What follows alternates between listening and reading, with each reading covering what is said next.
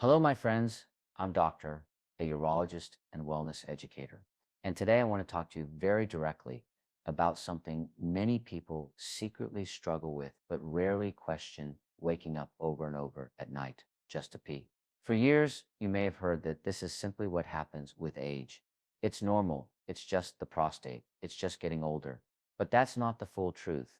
Your body still has far more potential for calm, uninterrupted sleep than you've been led to believe. And one of the simplest ways to unlock that potential is not a new pill, not a complicated device, but a very simple drink taken at a very specific time, 6 p.m. In this video, I'm going to show you how one small glass taken at the right hour can help retrain your bladder, support your kidneys, and reduce those exhausting trips to the bathroom at night. I'm not going to offer magic or miracle cures. I'm going to explain how your body really works, how your habits are quietly teaching your kidneys and bladder when to stay active, and how you can gently shift that timing back in your favor. By the end, you'll know exactly what to drink, how much, why 6 p.m. matters, and how to fit this ritual into a broader natural strategy for better sleep and better urinary health in your mature years. Let's start with what your nights may look like right now. Maybe you fall asleep quite easily, but around 1:30 in the morning, your bladder wakes you. You shuffle to the bathroom, pee a little, come back to bed, and now your mind is awake. You finally drift off again, only to wake at 3:45 for another trip. And sometimes, not long before the alarm, you feel the urge once more. The next day, your body feels heavy, your thoughts feel slower, and your patience is thin. Many of my patients say, I don't feel old because of my age. I feel old because I'm tired. That constant fatigue is one of the most underestimated consequences of nighttime urination. Often the first explanation people hear is it's your prostate, if they are men, or it's a weak bladder, if they are women. Those can certainly play a role, and they deserve medical attention. But there is another factor, very practical and very powerful, that many people never consider: the timing and type of fluids they drink during the day. It's not only how much you drink, it's when and what. When the majority of your liquids arrive late in the afternoon and evening, you are literally scheduling your kidneys to work the night shift. They don't argue, they simply respond. And your bladder receives that extra load right when you should be resting. This is where the simple 6 p.m. drink comes in. I call it the 6 p.m. reset drink because its true purpose is to reset your internal schedule. Think of 6 p.m. as a line on the clock that separates your daytime hydration zone from your nighttime protection zone. Before 6 p.m., your goal is to hydrate in a consistent, generous, but not excessive way. Around 6 p.m., you take one last structured drink, give your body a clear, gentle signal that the main fluid intake is closing. And then after that, you switch to minimal, mindful sips only if your mouth feels dry. Instead of letting your drinking pattern be random, you turn it into a rhythm, and your kidneys and bladder slowly adapt to that rhythm. So what exactly is this 6 p.m. drink? It's not a complicated smoothie or a sugary juice. It is a single moderate glass, about 600 to 900 milliliters, roughly 8 to 10 O of calm, non-irritating fluid. The simplest and most effective option for most people is plain still water at room temperature. If you prefer a bit of flavor, you can add a thin slice of lemon, cucumber, or a sprig of mint, but without sugar, honey, artificial sweeteners, or caffeine. Another option is a very mild, truly caffeine-free herbal infusion, such as chamomile or rose prepared weekly and without sweetener. The drink should feel neutral, soothing, and gentle on your stomach and bladder. Just as important as what this drink is what it is not. It is not coffee, not black tea, not green tea, not yerba mate, not energy drinks, and not cola. All of those contain caffeine or related stimulants that increase urine production and can irritate the bladder. It is not alcohol because alcohol first makes you drowsy, but then fragments your sleep, dehydrates you, and often increases nighttime urine production. It is not fruit juice or healthy sweetened teas because sugar and acidic components can irritate the bladder lining and cause more urgency. It is not sparkling water for those whose bladders react to carbonation. The magic of this drink is in its simplicity, a clear, non-stimulating, non-irritating fluid that your body can use quietly. Now, why 6 p.m.? Why not 8 p.m. or 900 p.m.? To answer that, we need to talk briefly about how your kidneys and hormones work with your internal clock. Your body has a built-in daylight rhythm guided by hormones that change across 24 hours. During the night, in healthy circumstances, your brain produces more of a hormone called vasopressin. This hormone tells your kidneys to conserve water and make less urine while you sleep. That's one of the reasons children can sleep through the night without needing the bathroom. As we age, the system can become less efficient, but it doesn't disappear. It can still respond to patterns. If you pour large volumes of liquid into your body between dinner and bedtime, your kidneys are overwhelmed by sheer quantity. Hormones or no hormones, they must filter that fluid. The excess gets sent to the bladder. Your bladder stretches, its nerves fire, and your brain gets the message. Wake up, we need to empty. By placing your last structured drink at 6 p.m., you give your body several hours before bedtime to distribute, filter, and excrete much of that fluid while you are still awake and moving. Then, by limiting intake afterward, you reduce the total volume your kidneys have to handle at night. Over days and weeks, your system begins to remember that nights are for rest again. One of the first benefits people notice after adopting this 6 p.m. ritual is a reduction in the number of nighttime bathroom trips. It may start gradually. Someone who used to get up 4 times may find that after a week or two, it drops to 3, then to 2. For another person, it may mean going from 2 trips to 1 or occasionally sleeping all the way until morning.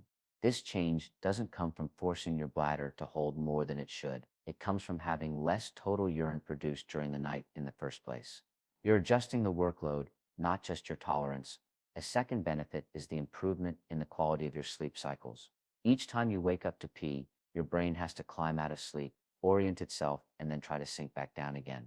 That constant up and down pattern deprives you of the deeper phases of sleep when your brain processes memory, cleans up metabolic waste, and restores your emotional balance. When you reduce nighttime interruptions, your sleep becomes more continuous. People often report fewer morning headaches, less brain fog, and a more stable mood during the day. They feel less irritable with family members, more focused when reading or working, and more willing to be active. A third benefit relates to your heart and circulation. Many older adults are on medications for blood pressure, sometimes including diuretics, pills that make you urinate more to lower blood volume and pressure. If you combine those medications with heavy evening drinking, your cardiovascular system faces volume swings and blood pressure changes when it should be in a calm, steady state. By concentrating most of your fluid intake earlier in the day and using the 6 p.m. drink as a gentle closing ritual, you help create a smoother night for your circulatory system. This can contribute to more stable blood pressure patterns and may reduce dizziness or lightheadedness when you stand up in the dark. The fourth benefit is more subtle but very important. You start to retrain your bladder's sense of urgency. A bladder that is used to being emptied frequently, even when not very full, becomes talkative. It sends alarm signals early at smaller volumes. Over time, that makes you feel like you have a weak bladder when actually the bladder is behaving according to the habits you've set. With less fluid arriving at night, your bladder can spend those hours in a calmer state, filling more slowly. As the pattern stabilizes, people often notice that their daytime urgency becomes less dramatic too. They can walk to the bathroom without panicking or plan short trips without constant worry. Now, let me share a few stories based on common patterns I see in my clinic to show you how this can play out in real life. The first is about Thomas, a 70-year-old retired engineer. He came to see me because he was getting up 5 times a night. He was convinced that surgery on his prostate was the only option left. When we looked closely at his routine, something stood out. He barely drank water before noon, had a small glass with lunch, and then in the evening he caught up by drinking several big glasses of water, plus 2 mugs of strong tea after dinner. His kidneys were basically on a night shift he had unknowingly scheduled. We started by reshaping his entire hydration pattern. I asked him to drink a glass of water with breakfast, another mid-morning, one with lunch, and another mid-after afternoon. Then we set his 6 p.m. reset drink, one single calm glass of water, and after that, only small sips if his mouth felt dry. We also replaced his evening strong tea with a very mild herbal infusion taken earlier. He agreed to give this an honest try for 6 weeks. At his follow-up, he happily reported that he now got up 2 or 3 times instead of 5, and some nights only twice. His prostate measurements hadn't dramatically changed, but his kidneys and bladder were no longer overwhelmed at the wrong time of day. The second story is about Linda, a 66-year-old grandmother.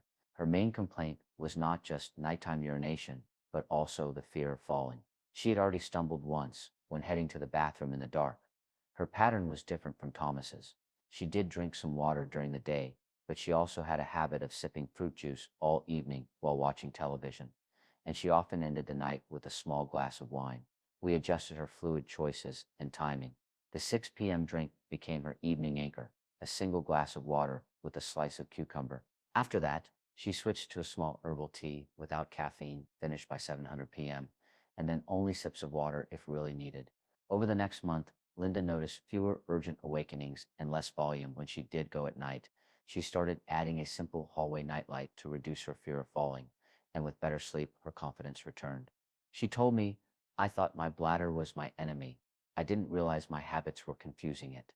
That sentence captures exactly what many people experience, a sense of conflict with their own body that starts to soften when they align their behavior with how their organs want to work. The third story involves a couple, David and Sarah, both in their early 70s. David had mild prostate enlargement.